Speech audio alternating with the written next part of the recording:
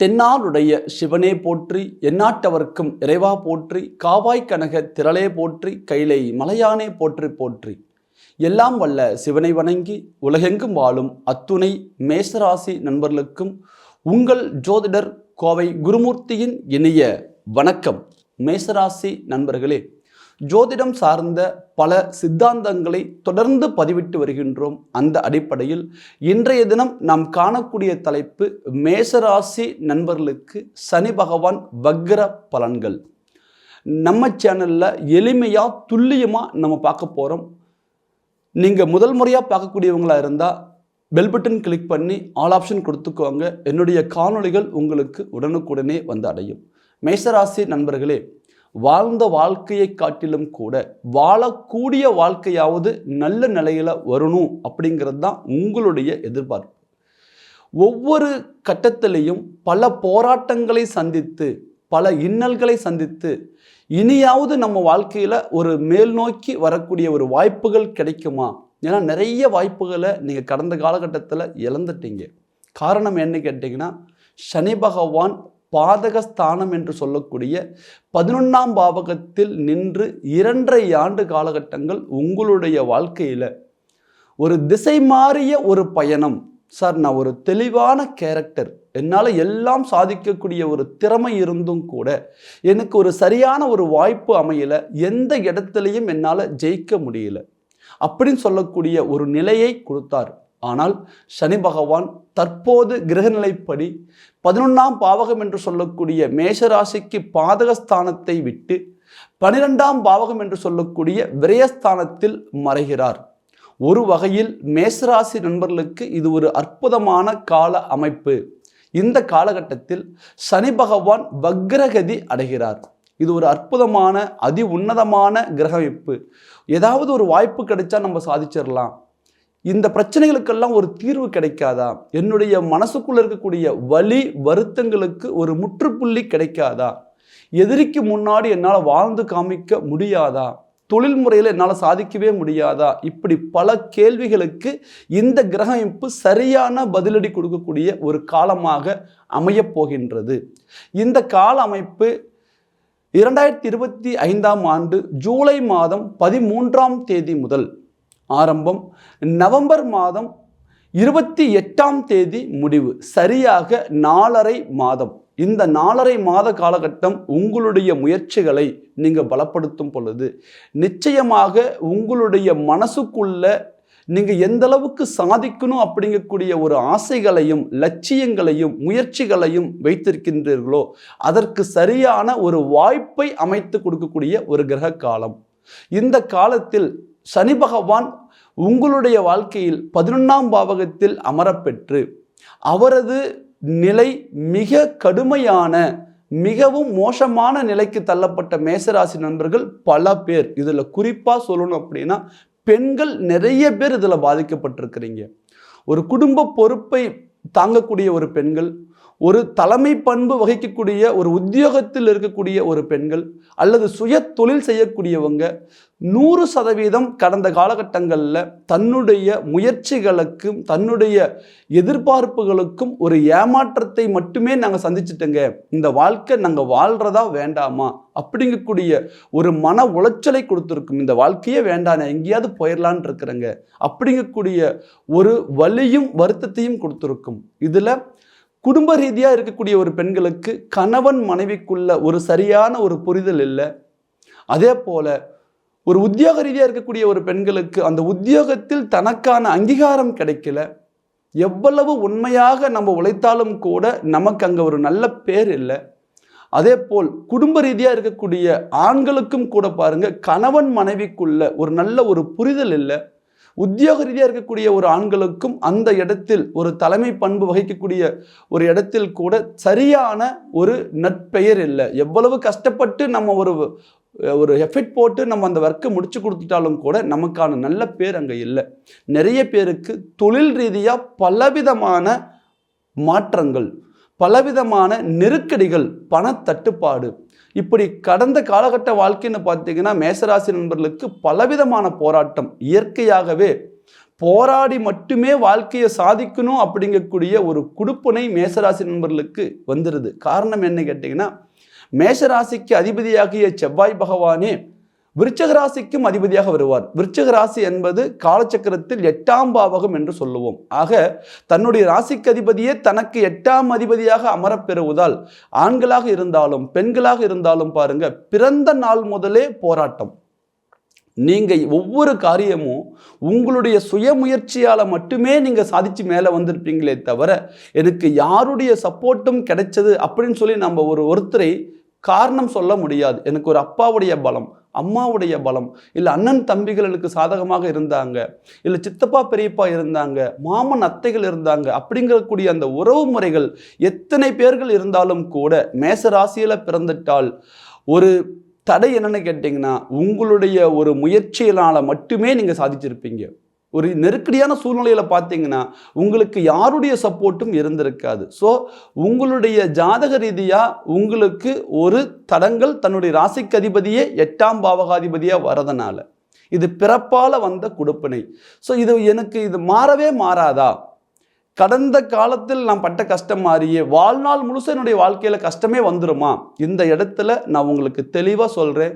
ஒரு சில கோச்சார கிரக அமைப்புகள் உங்களுக்கு சாதகமாக வரக்கூடிய காலத்தில் நீங்கள் உங்களுடைய முயற்சிகளுக்கும் உங்களை பார்த்து யார் உன்னால் சாதிக்க முடியாது, நீ அவ்வளோதான் லைஃப்பில் ஜெயிக்க மாட்டேன், உன்னால் எதையுமே இங்கே முன்னேற்றத்துக்கு கொண்டு வர முடியாது அப்படின்னு சொல்லி ஏளனமாக உங்களை விமர்சித்தார்களோ அவர்களுக்கு முன்னாடி நீங்கள் மிகப்பெரிய ஒரு அளவில் சாதிச்சு காமிக்கக்கூடிய ஒரு வாய்ப்புகள் அமையும். அந்த வாய்ப்புகள் தான் இந்த 4.5 மாதம் சரியாக நமக்கு முயற்சிகளை பலப்படுத்தும் பொழுது நீங்கள் முதல்ல சாதிக்கக்கூடிய ஒரு விஷயம் தொழில் ரீதியாக சாதிப்பீங்க. இந்த தொழில் முறையில் கடந்த காலகட்டத்தில் பாருங்க, உங்களுடைய ராசிக்கு 10ஆம் அதிபதியாக வரக்கூடியவரும் சனி பகவானே. அவர் 11ஆம் பாவகத்தில் அமர பெற்றார். 11ஆம் பாவகம் என்பது மேஷ ராசி சரம் ராசி என்று சொல்லப்படுவோம். ஆக சர ராசிக்கு 11ஆம் பாவகம் பாதகஸ்தானம். தன்னுடைய ராசிக்கு பாருங்க, தொழில்ஸ்தானாதிபதியும் சனி பகவானேவே வருவார், லாபஸ்தானாதிபதியாகவும் சனி பகவானே வருவார், பாதகாதிபதியாகவும் சனி பகவானே வருவார். ஆக 11ஆம் பாவகத்தில் அமர பெற்ற ஒரு காலம். தற்போது நிலையில அவர் 12ஆம் பாவகத்தில் மறைய பெற்றதுனால தொழில் ரீதியாக மேசராசி நண்பர்கள் ஆண்களாக இருந்தாலும் பெண்களாக இருந்தாலும் மிகப்பெரிய ஒரு சவால்களை சந்திச்சு கொண்டு இருக்கணும். ஒரு உத்தியோகத்தில் இருக்கிறங்க, ஆனால் என்னால் அந்த உத்தியோகத்தை சிறப்பாக செய்ய முடியல, மனசுக்குள்ள ஒரு தெளிவான நிலை இல்லை, நிம்மதி இல்லை, ஒரு நல்ல ஒரு புத்துணர்ச்சியோ ஒரு வேகமோ இந்த ஒரு தொழில் நம்ம கவனிக்கக்கூடிய ஒரு ஆர்வமோ எனக்கு இல்லாமல் போயிடுது அப்படிங்கக்கூடிய ஒரு சூழ்நிலைகள் கடந்த காலகட்டத்தில் இருந்திருக்கும். அதே மாதிரி எவ்வளவு சம்பாதிச்சு நம்ம அந்த தொழில் முறையில் அந்த பணத்தை நம்ம போட்டுட்டே இருந்தாலும் கூட முதலீடாகவே இருக்குமே தவிர அது லாபகரமாக மாறி வரதில் மிகப்பெரிய ஒரு தடங்கள் இருந்திருக்கும். அதையும் தாண்டி எவ்வளவு கடன் வாங்கி நம்ம அந்த தொழில் முறையை செய்தாலும் கூட கடனுக்கு மேலே கடன் தான் உருவாகிட்டு போயிட்டு இருக்குமே தவிர அந்த கடன் சுமை தீர்ந்த பாடு இல்லை. அந்த கடனை கட்டிட்டங்க, இப்போ எங்களுக்கு ஒரு 10 ரூபா மீதி ஆகுது, இல்லை ஒரு 1 லட்சம் மீதி ஆகுது அப்படிங்கக்கூடிய சூழ்நிலைக்கு வரக்கூடிய ஒரு வாய்ப்புகள் கடந்த காலகட்டத்தில் இல்லாமையே இருந்திருக்கும். ஸோ அதே போல் தொழில் ரீதியாக ஒரு மிகப்பெரிய ஒரு மாற்றத்தை உருவாக்கலாம், ஏதாவது ஒரு புது தொழில் செய்யலாம் அப்படி நினைச்சாலும் கூட இங்கே தடங்கள் ஆகுது. அப்படிங்கக்கூடிய மேஷராசி நண்பர்களுக்கு இந்த கால அமைப்பு 11ஆம் பாவகத்திலிருந்து சனி பகவான் 12ஆம் பாவகத்தில் அமரப்பெற்று பாதகாதிபதி மறைவு ஸ்தானத்தில் அமரப்பெற்று அவர் வக்ரகதி அடைகின்றார். இந்த வக்ரகதி அடையும் பொழுது மிகப்பெரிய ஒரு மாற்றம் என்னன்னு கேட்டிங்கன்னா, தன்னுடைய எதிரி பலம் இழக்கும் பொழுது தனக்கு சாதகம், தனக்கு ஒரு சரியான ஒரு முன்னேற்றம். குறிப்பாக சொல்லணும் அப்படின்னா சனி பகவான் இயற்கை பாவர். அப்போ இந்த இயற்கை பாவர் வக்ரகதி அடையும் பொழுது தன்னுடைய நிலைக்கு எதிர்நிலையை அடைகிறார். அவர் என்ன செய்யணும்னு கடமைப்பட்டிருக்காரோ பாவருங்கும் போது பாவ பலனை மட்டுமே கொடுக்கணும். ஆனால் இந்த நேரத்தில் இந்த 4.5 மாத காலகட்டம் அவர் சுப பலனை கொடுக்கக்கூடிய ஒரு தன்மையை பெறுகின்றார். இது ஒரு அற்புதமான ஒரு காலமைப்பு. தொழில் ரீதியாக சாதிக்கக்கூடிய ஒரு வாய்ப்புகள் நிறைய பேருக்கு இந்த நேரத்தில் அமையும். அதே போல இந்த சனி பகவான் உங்களுடைய ராசிக்கு வக்ரகதி அடைந்து 12ஆம் பாவகத்தில் அமரப்பெற்று 2ஆம் பாவகத்தை தன்னுடைய 3ஆம் பார்வையாக பார்க்கின்றார். இந்த அமைப்பு மேஷராசி நண்பர்களுக்கு 2ஆம் பாவகம் என்பது ரிஷபமனை, ரிஷபமனை என்பது தனஸ்தானம், தனஸ்தானத்தை வக்ரம் பெற்ற சனி பகவான் பார்க்கும் பொழுது உங்களுக்கு திடீர் பண வரவுகள் உருவாகும். ஏன்னா கடந்த காலகட்டத்தில் நிறைய பண விஷயத்தில் தடுமாறிட்டீங்க. ஒரு முக்கியமான ஒரு நேரத்தில் உங்களுக்கு கிடைக்கக்கூடிய அந்த பண வாய்ப்புகள் பார்த்தீங்கன்னா கிடைச்சிருக்காது. அதனாலேயே பெரிய வாய்ப்புகளை நம்ம இழந்திருப்போம். கடன் கேட்ட பக்கம் கூட கிடைக்கலைங்க. நான் நிறைய பேருக்கு நாங்கள் உதவி பண்ணோம். எத்தனையோ பேருடைய கஷ்டத்துக்கு நாங்கள் சப்போர்ட் பண்ணி அவங்கள பெரிய லெவலில் கொண்டு வந்து அவங்கள இன்னைக்கு ஒரு நல்ல நிலைக்கு உட்கார வச்சுருக்கோம். ஆனால் எங்களுக்கு ஒரு கஷ்டம் வரும் பொழுது, எனக்கு ஒரு தேவைன்னு படும் பொழுது எனக்கு யாருமே இங்கே உதவி செய்யலை அப்படிங்கக்கூடிய நிலையை சந்திச்சிருப்பீங்க.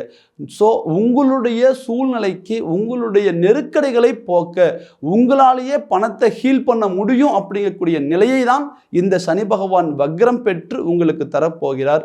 2ஆம் பாவகம் என்பது ஃபர்ஸ்ட் ஆஃப் ஆல் தனஸ்தானம். தனம் பெருகக்கூடிய ஒரு காலம். திடீர் பண வரவுகள் உருவாகும். இழந்த சொத்துக்களை மீண்டும் பெறுவீங்க. எங்கேயாவது ஒரு இடத்துல நம்ம பணம் போய் லாக்க இருக்கும், வரவே வராதுன்னு நினைச்சிருப்போம், பல தடவை கேட்டிருப்போம். கட்டாயம் இந்த 4.5 மாசத்துல உங்களுடைய முயற்சிகளை பலப்படுத்துங்க. உங்களுக்கான பண தேவைகள், உங்களுடைய இழந்த சொத்துக்கள், இழந்த பணங்கள் திரும்ப பெறக்கூடிய ஒரு வாய்ப்புகள் உண்டு. அதே போல இந்த 2ஆம் பாவகம் என்பது குடும்பஸ்தானம். சனி பகவான் 12ஆம் பாவகத்தில் நின்று 2ஆம் பாவகத்தை பார்த்ததன் மூலம் மேஷராசி நண்பர்களுக்கு மிகப்பெரிய ஒரு சவால் குடும்ப ரீதியான பிரச்சனைகள். கணவன் மனைவிக்குள்ள ஒரு புரிதல் இல்லை. எவ்வளவு விட்டு கொடுத்து போனாலும் அடுத்தடுத்து பிரச்சனைகள். ஸோ தொடர்ந்து பார்த்தீங்கன்னா அடி மேல அடி குடும்ப ரீதியாக இந்த ஒரு வாழ்க்கையே வேண்டாங்க, வெளியில் போயிடலான் இருக்கிறோம் அப்படிங்கக்கூடிய நிலைக்கு தள்ளப்பட்டவங்க நிறைய பேர். கட்டாயம் உங்களுடைய குடும்ப ரீதியான மாற்றங்கள், பிரிந்த ஒரு கணவன் மனைவிகள் ஒன்று சேரக்கூடிய ஒரு அற்புதமான ஒரு வாய்ப்பை இந்த 4.5 மாதத்தில் பெறுவீங்க.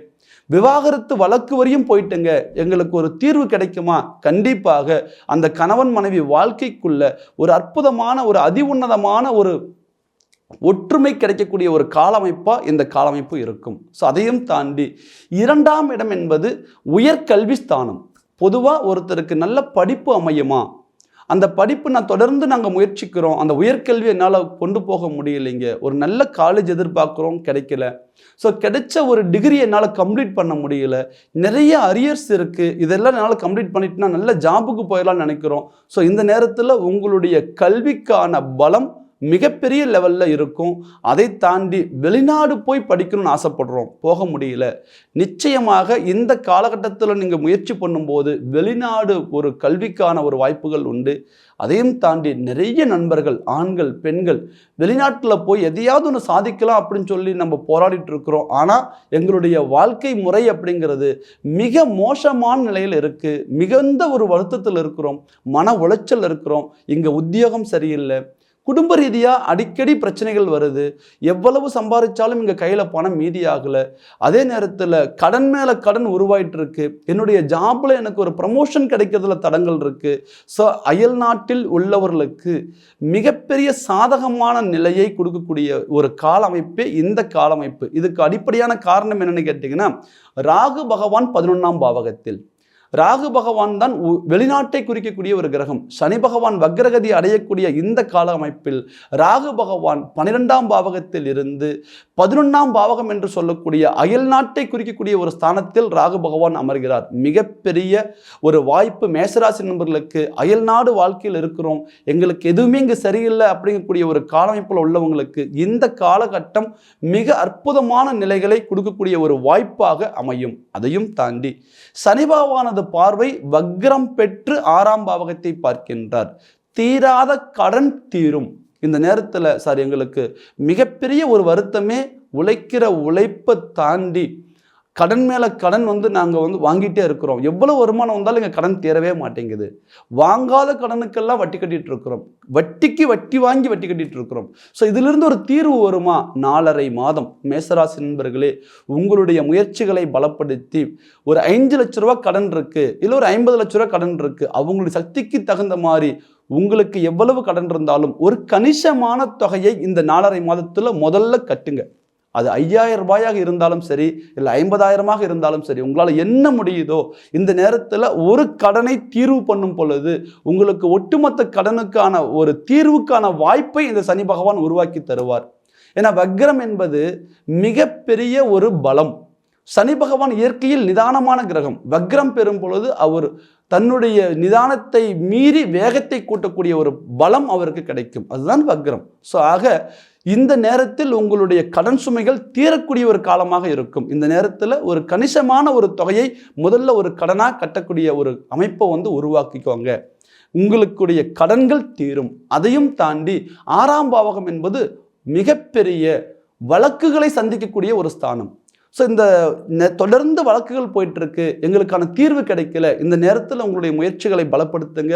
உங்களுடைய வழக்குகள் தீரும். இந்த 4.5 மாதத்திற்குள் உங்களுக்கான ஜட்ஜ்மெண்ட் வருது அப்படின்னா அந்த ஒரு வழக்கு உங்களுக்கு சாதகமான நிலையை உருவாக்கக்கூடிய ஒரு வாய்ப்பு அமையும். அதையும் தாண்டி உடல் ஆரோக்கியம், மேஷராசி நண்பர்களுக்கு சனி பகவான் பாதகஸ்தானத்தில் நின்று கேது பகவான் கடந்த காலகட்டங்களில் 6ஆம் பாவகத்தில் நின்றதுனால சரும நோய், நரம்பியல் பாதிப்பு, ஏன்னா புதன் ப்ளஸ் கேது, நரம்பியல் பாதிப்பு, அதை தாண்டி பார்த்திங்கன்னா இரத்த நாளங்கள் பார்த்திங்கன்னா பாதிக்கப்படுறது, இரத்த குறைபாடு, உடம்புக்குள்ள ஒரு தெம்பே இல்லாமல் இருக்குதுங்க.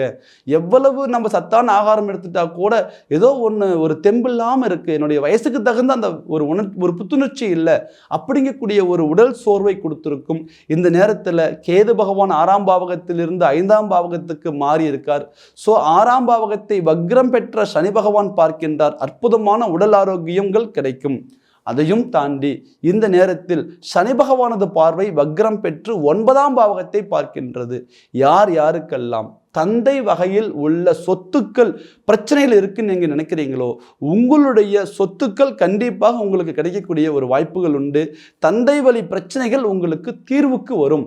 பங்காளிகள் வகையில் பிரச்சனைகள் இருந்தாலும் சரி, இல்லை அண்ணன் தம்பி வகையில் சொத்துக்கள் வழக்குகள் போயிட்டு இருக்கு அப்படின்னாலும் சரி, அல்லது என்னுடைய தந்தையே என்னுடைய அப்பா அம்மாவே எனக்கான ஒரு ப்ராப்பர்ட்டி கொடுக்க மாட்டேங்கிறாங்க அப்படிங்க நினைச்சாலும் சரி, இந்த நேரத்தில் உங்களுக்கான சொத்துக்கள் உங்களுக்கு சேரக்கூடிய ஒரு வாய்ப்புகள் உண்டு. தனக்கும் தன் தந்தைக்கும் ஒரு நெருக்கடி அப்படிங்கிறது ஒரு மிகப்பெரிய லெவலில் இருந்தாலும் கூட அந்த நெருக்கடிகள் விலகி ஒரு அன்பான ஒரு புரிதல் உருவாகும். இந்த நேரத்தில் உங்களுடைய உறவு பலப்படும். அதையும் தாண்டி இந்த நேரத்தில் நம்ம சனி பகவான் வக்ரத்தை மட்டும் பார்த்தால் போதாது. இந்த நேரத்தில் நமக்கு குரு பகவானும் பலம் பெற்று இருக்கின்றார். மேஷராசி நண்பர்களே, உங்களுடைய ராசிக்கு பாக்கியத்தை உருவாக்கக்கூடியவர் குரு பகவான். கடந்த காலகட்டங்களில் அவர் 2ஆம் பாவகத்தில் தனஸ்தானத்தில் நின்றிருந்தாலும் கூட தன்னுடைய எதிரியுடைய மனையில் சுக்கிர பகவானுடைய மனையில் நின்றதனால் குருவே உங்களுக்கு சரியான ஒரு வருமானத்தை ஈட்டி கொடுக்கக்கூடிய ஒரு சூழ்நிலையோ அல்லது பண தேவைகளை பூர்த்தி பண்ணக்கூடிய ஒரு நிலைகளோ இல்லாமல் இருந்தார். குரு பகவான் 3இல் இப்போ அமரப்பெற்றிருக்கார். உங்களுடைய முயற்சிகள் பலம் பெறக்கூடிய ஒரு அற்புதமான ஒரு வாய்ப்புகளாக அமையும். அதையும் தாண்டி குரு பகவானது பார்வை 7ஆம் பாவகத்திற்கு நிறைய மேஷராசி நண்பர்களுக்கு திருமண தடைகள் விலகும். கணவன் மனைவி பிரச்சனைகள் தீரும். இந்த 4.5 மாதத்திற்குள் உங்களுக்கு ரொம்ப நாளும் திருமண தடை நடந்துகிட்டே இருக்குதுங்க, நாங்கள் தொடர்ந்து முயற்சி பண்ணிகிட்டே இருக்கிறோம், எங்களுக்கான ஒரு திருமாங்கல்ய வாய்ப்பு கிடைக்கலன்னு நினைக்கக்கூடியவங்களுக்கு இந்த காலகட்டத்தில் குரு பகவானது பார்வை 7ஆம் பாவகத்திற்கு கலஸ்திரஸ்தானத்திற்கு இருப்பதால் திருமண முயற்சிகளை பலப்படுத்துங்க. கண்டிப்பாக திருமண முயற்சிகள் உங்களுக்கு மிகப்பெரிய ஒரு அளவில் வளர்ச்சிகள் கிடைக்கும். அதே போல் ராகு பகவான் 11ஆம் பாவகத்தில் ஆன்லைனில் பிஸ்னஸ் பண்ணக்கூடியவங்க, ஷேர் மார்க்கெட்டில் உங்களுடைய பங்குகளை போடக்கூடியவங்க, அடுத்தது ட்ரேடிங்கில் இருக்கக்கூடியவங்களுக்கு, இந்த ஆன்லைன் சார்ந்த தொழில் செய்யக்கூடியவங்களுக்கு இது ஒரு அற்புதமான ஒரு காலமைப்பு. இருந்தாலும் கூட இந்த நேரத்தில் 7.5 சனியும் நமக்கு நடப்பதால் சற்று கவனமாக இருக்கணும். ஆனால் அந்த 7.5 சனியுடைய தாக்கத்தை இந்த 4.5 மாதம் பெரிய லெவலில் மேஷராசி நண்பர்கள் சந்திக்க போவது இல்லை. எல்லாரும் சொல்கிறாங்க மேஷராசி 7.5 சனி ஆரம்பிச்சிருச்சு, வாழ்க்கையில் ரொம்ப கவனமாக இருங்க, குடும்ப ரீதியாக ரொம்ப கவனமாக இருங்க அப்படின்னாலும் கூட இந்த 4.5 மாதம் உங்களுக்கு ஒரு அற்புதமான ஒரு வாய்ப்பை தருகிறார். வரக்கூடிய 7.5 ஆண்டுகள் வரக்கூடிய ஒரு நெருக்கடிகளை சமாளிக்கக்கூடிய சக்தியை முன்கூட்டியே இந்த 4.5 மாதம் உங்களுக்கு சனி பகவானே கொடுக்க போகிறார். ஒரு அற்புதமான ஒரு அமைப்பு மேஷராசி நண்பர்களுக்கு. தன்னுடைய பாதகாதிபதி 12ஆம் பாவகத்தில் நின்று அவர் வக்ரகதி அடைவது உங்களுடைய வாழ்க்கையில் இருக்கக்கூடிய ஓவரால் எல்லா விதமான ஒரு பிரச்சனைகளையும் தீர்த்து நீங்கள் மேலே வரக்கூடிய ஒரு அற்புதமான ஒரு வாய்ப்பை பெறுகிறீங்க. இந்த நேரத்தில் உங்களுடைய முயற்சிகளை தொழில் சார்ந்து அதே போல கடன் சுமை தீர்வில் இருந்து உங்களுடைய வழக்குகளை தீர்க்க ஒரு அற்புதமான ஒரு கால அமைப்பு. அதையும் தாண்டி திருமண முயற்சிகளை பலப்படுத்துங்க. புதிய ஒரு பிஸ்னஸ் ஸ்டார்ட் பண்ணுறதுக்கான ஏற்பாடுகள் செய்யுங்க. பார்ட்னர் வகை வேண்டாம். தயவு செய்து இந்த இடத்துல சொல்கிறேன், நான் நீங்கள் தனித்து நின்றே ஜெயிக்கக்கூடிய ஒரு நபர். மேசராசினாவே இண்டிவிஜுவல் ஒன் மேன் ஆர்மி. அதனால் பார்ட்னர் வகையில் பிஸ்னஸ் வேண்டாம். தனித்து நின்று தொழில் தொடங்குங்கள். மிகப்பெரிய அளவில் சாதிப்பீங்க. பெண்களுக்கு இது ஒரு அற்புதமான ஒரு காலமைப்பு. மேசராசியில் பிறந்த பெண்கள் பலவிதமான போராட்டங்களை சந்தித்து மனசளவில் ஒரு நிம்மதி இழந்து, சந்தோஷத்தை இழந்து, குடும்பத்தை இழந்து, ஒரு பெற்ற குழந்தைகள் கிட்ட கூட ஒரு உண்மையான அன்பு கிடைக்காம, தன்னை சுற்றி உள்ள உறவுகள் எல்லாம் போலியாயிருச்சு அப்படிங்கக்கூடிய ஒரு மன வருத்தத்தில் இருக்கிறீங்க.